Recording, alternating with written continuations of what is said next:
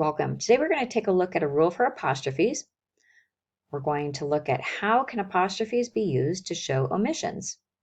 We're going to look at this in two different places, omissions in contractions and omissions in numbers. Now the first thing you might ask is, what's an omission? An omission is where something has been omitted, it has been taken out, or it has been left out. We're going to show this in our writing here by showing how letters and numbers can be taken out.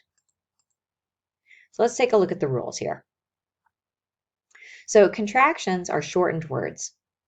They use apostrophes to show where letters have been omitted, so taken out.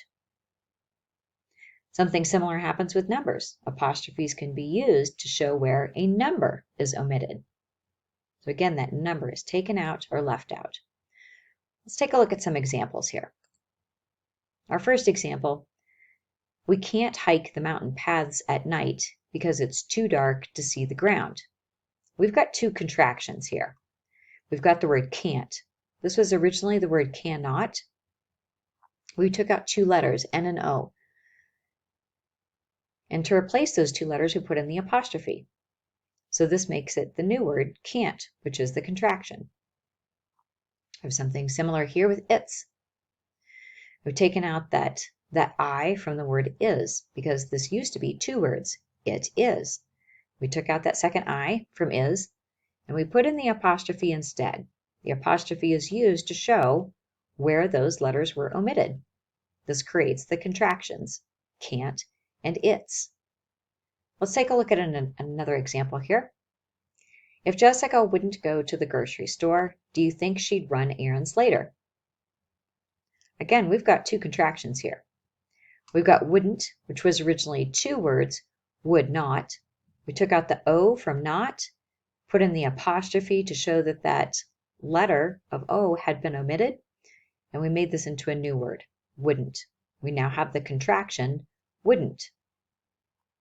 And the second one here, this was originally two words, she would.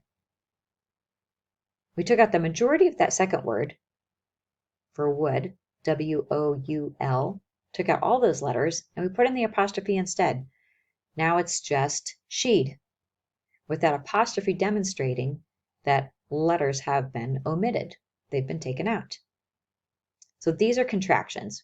You're taking one or more words, squishing them down, taking out letters, and you're replacing those letters with the apostrophe. Let's take a look at how we can use the apostrophe in a similar way with numbers. My niece Selina is a student in the class of 98. So instead of writing out 1998, we took out the numbers 1 and 9. We have the remaining letters of 9 and 8. This is something we use all the time. Instead of saying 1998, we'll shorten that down to just 98.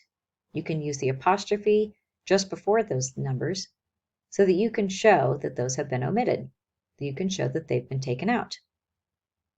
Let's take a look at another example. If you thought the 02 Broncos were good trucks, you will love the 07 ones. Now here we've done the same thing. We've taken out two numbers here, 2 and 0. We've used an apostrophe to demonstrate that those numbers have been taken out, and we've just left the numbers 0 and 2. We did the same thing down here.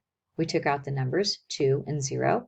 We put in the apostrophe to demonstrate that the numbers have been omitted, and we have the remaining numbers 0 and 7. You can use apostrophes to show where numbers and letters are taken out in contractions and in numbers. I hope this is helpful to you, and good luck with your writing.